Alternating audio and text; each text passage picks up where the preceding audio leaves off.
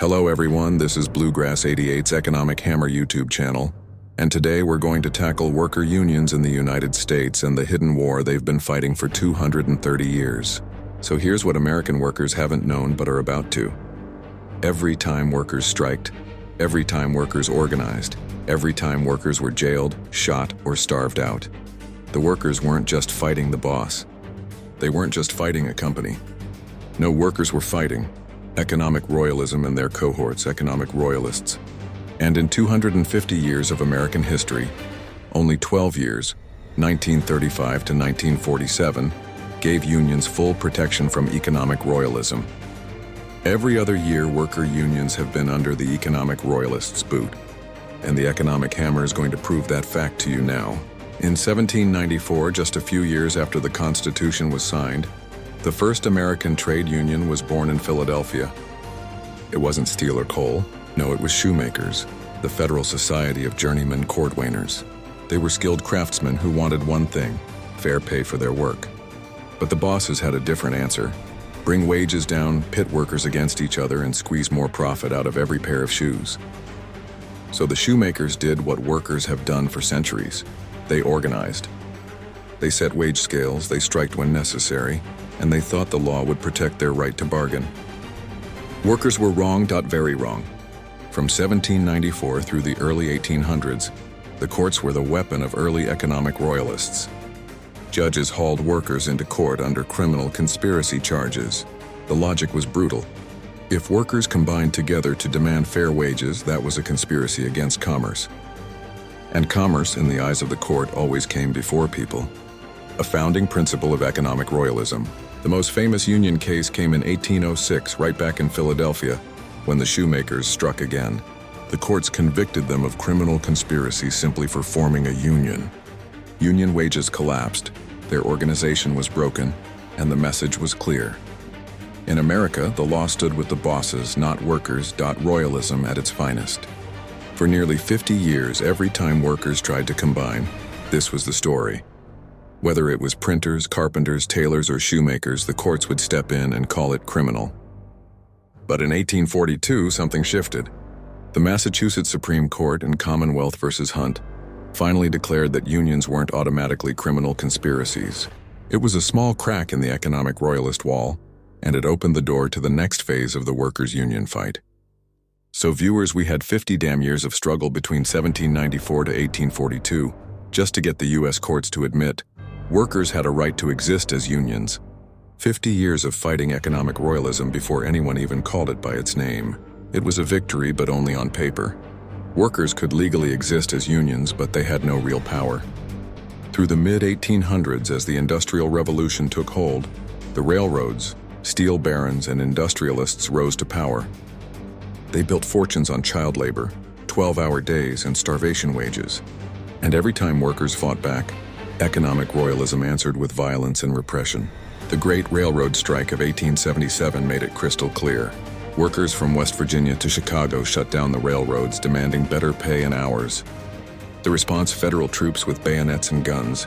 Dozens killed. The message again: the government would stand with the bosses, not the people. In the 1880s, workers organized for the 8-hour day. The movement grew into mass strikes, culminating in Chicago in 1886. That's when the Haymarket affair turned a workers' rally into a bloodbath. Bombs, police gunfire, trials, and hangings. And once again, the story was written as if workers were the criminals. By 1890, unions were technically legal, but powerless in practice. Courts sided with companies. Politicians sided with corporations. Strikers were beaten, shot, and jailed. This was the setup for the next phase of royalist attack. If criminal conspiracy couldn't keep worker unions down, the courts would find a new weapon: injunctions and antitrust laws. The royalist system was already sharpening its blade. So as we passed through 1890, Congress passed the Sherman Antitrust Act. It was supposed to break up giant monopolies, but the first major targets weren't the monopolists. They were the unions. Corporate lawyers and royalist-controlled judges twisted the law. If workers combined to strike, that was called restraint of trade. The same law meant to curb Standard Oil was turned against the men trying to win a fair day's pay.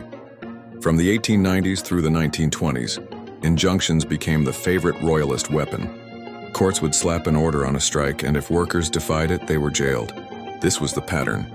Bosses broke contracts, workers strike, and judges called it illegal. The examples are brutal. The 1894 Pullman strike. Rail workers shut down half the country. President Cleveland sent federal troops. Dozens killed. Strike smashed. Eugene Debs, the union leader, jailed under an injunction. In 1908, we had Danbury Hatter's case in which union members were sued under antitrust laws and personally bankrupted for striking. Their homes seized to pay damages. The 1920s coal strikes. Miners' pickets met with injunctions and machine guns.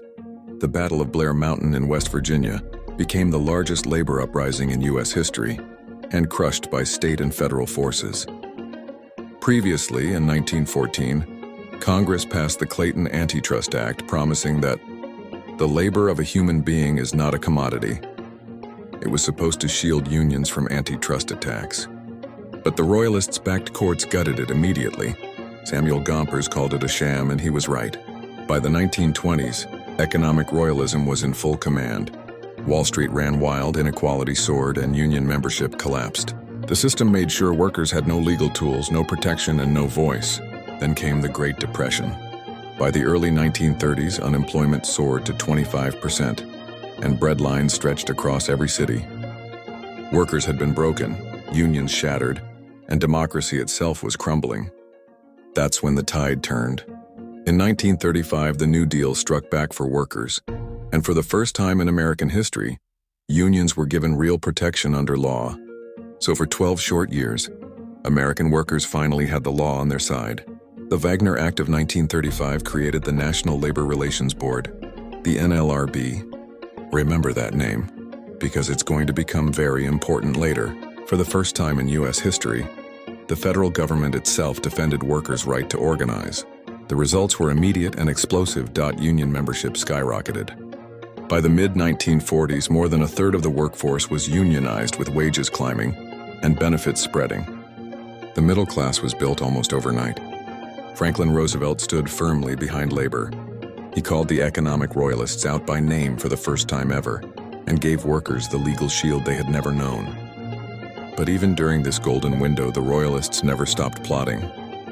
They infiltrated the courts. They organized their political allies. They waited. And when Roosevelt died in 1945, they saw their chance. 2 years later, in 1947, Congress, which by now was controlled by royalist interests, rammed through the Taft-Hartley Act. President Harry Truman tried to veto it. He called it a slave labor bill, but the royalists had the votes and Congress overrode his veto. Taft-Hartley banned secondary boycotts. It opened the door for right-to-work laws, which were laws that sound pro-worker, but were really designed to starve unions of funding and weaken their power. And just like that, the only true window of labor protection in American history slammed shut. After Taft-Hartley, economic royalism had the courts in their pocket. Next, they would add a second weapon, the corporations working together. From 1947 through 1980, unions still existed, but they were being chipped away piece by piece. In 1959, Congress passed the Landrum-Griffin Act. On paper, it was about cleaning up corruption inside unions. In practice, it slapped on more restrictions. Limits on picketing, bans on secondary boycotts, and endless reporting requirements that tied unions in red tape. The courts kept tightening the screws. In the 1960s and 70s, they gave employers more power to shut out organizers, to drag strikes into arbitration, and to permanently replace striking workers. Every case cut another piece out of the Wagner Act's promise. At the same time, corporations rose into giants. This was the age when the Chamber of Commerce and corporate PACs became royalist weapons. By the 1970s, the squeeze was obvious. Stagflation hit, and royalists used it to turn public opinion against labor. Corporations centralized power while union density slid from post-war highs down to barely a quarter of the workforce. So by 1980, the royalists held two of the three pillars, the courts and the corporations. The only thing left was economic leaders. And in 1981, they took that too. From 1981, the supply-side economic theory dominated the country.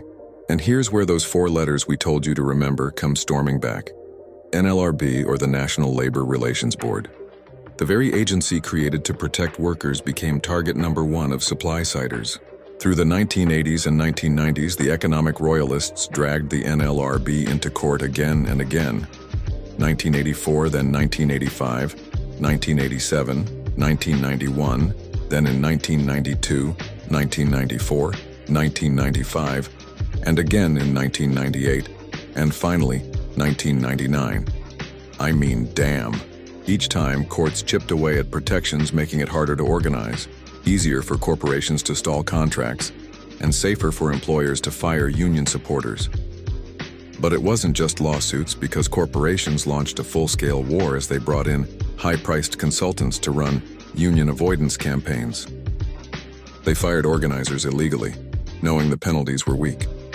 They stalled contract negotiations until unions bled out, and the courts, already stacked with royalist judges since 1939, honestly looked the other way.